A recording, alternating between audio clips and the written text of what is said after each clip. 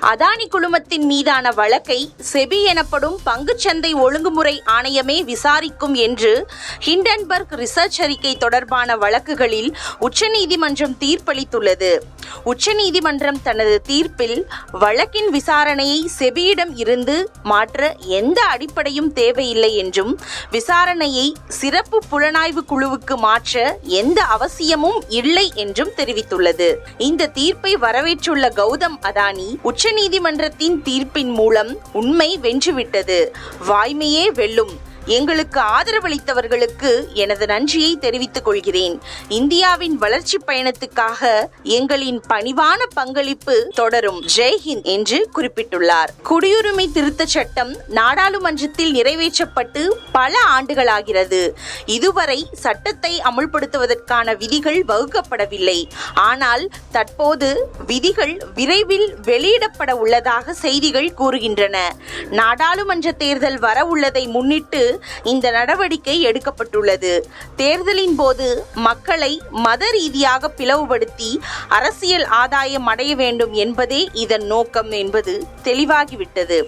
இது மக்களை கூர்மையாக பிளவுபடுத்தும் என்று மார்க்சிஸ்ட் கம்யூனிஸ்ட் கட்சி கண்டனம் தெரிவித்துள்ளது.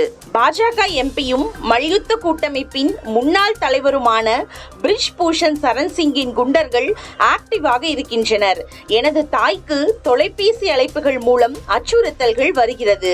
பிரிஜ் பூஷன் சிங்கின் நெருங்கிய ஆதரவாளரான சஞ்சய் சிங் இல்லாத இந்திய மல்யுத்த கூட்டமைப்பை நாங்கள் ஏற்கிறோம்.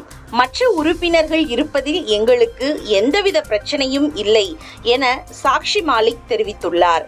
இதனிடையே இந்த மல்யுத்த கள்ள நிலவரத்தில் புதிய திருப்பமாக முன்னணி வீரர்கள் பஜ்ரங் புனியா, சாக்ஷி மாலிக், வினோத் போகத் ஆகியோர் எங்களின் வாழ்க்கையில் ஓராண்டை வீணாக்கிவிட்டனர் என்று கூறி அவர்களுக்கு எதிராக 100க்கும் மேற்பட்ட இளம் வீரர்கள் டெல்லி ஜந்தர் மந்தரில் புதன்கிழமை போராட்டத்தில் ஈடுபட்டனர். போக்குவரத்து துறையில் வேலை வாங்கி தருவதாக கூறி அமைச்சர் செந்தில் பாலாஜி மோசடி செய்த வழக்கின் கூடுதல் குற்றப்பத்திரிகையில் அதிகாரிகள், ஊழியர்கள் என சுமார் 900 பேர் குற்றவாளிகளாக சேர்க்கப்பட்டுள்ளதாக சிறப்பு நீதிமன்றத்தில் மத்திய குற்றப்பிரிவு காவல்துறை தகவல் தெரிவித்துள்ளது. இதனிடையே அமைச்சர் செந்தில் பாலாஜியின் ஜாமீன் மனு குறித்து அமலாக்கத்துறை பதிலளிக்க சென்னை முதன்மை அமர்வு நீதிமன்றம் உத்தரவிட்டிருக்கிறது. சமூக வலைதளங்களின் வாயிலாக செயல்படும் அதிமுகவினர் மற்றும் அதிமுக நிர்வாகிகள் யாரையும் மரியாதை குறைவாகவோ நாகரீகமற்ற முறையிலேயோ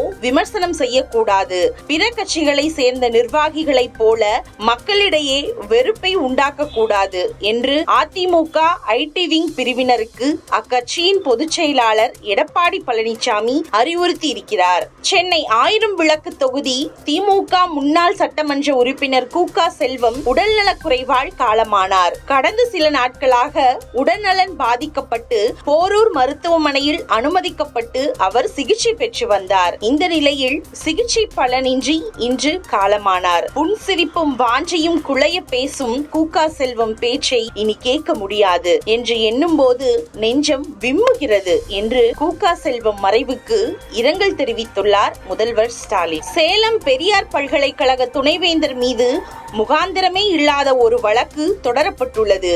அமைச்சராக இருந்த பொன்முடி சொல்லிக் கொடுத்துதான் இவையெல்லாம் நடந்திருக்கிறது என்று பாஜக மாநில தலைவர் அண்ணாமலை குற்றம் சாட்டியுள்ளார். டெல்லி மதுபான கொள்கை வழக்கில் அமலாக்கத்துறையின் சம்மனை மீண்டும் புறக்கணித்துள்ளார் அம்மாநில முதல்வரும் ஆம் ஆத்மி ஒருங்கிணைப்பாளருமான அரவிந்த் கெஜ்ரிவால். 2வது டெஸ்ட் போட்டியின் முதல் இன்னிங்ஸில் 55 ரன்களுக்கு தென்னாப்பிரிக்க அணியை சுருட்டியுள்ளனர் இந்திய வேகப்பந்து வீச்சாளர்கள். அபாரமாக பந்து வீசிய இந்திய வீரர் முகமது சிராஜ் 6 விக்கெட்டுகளை எடுத்தார்.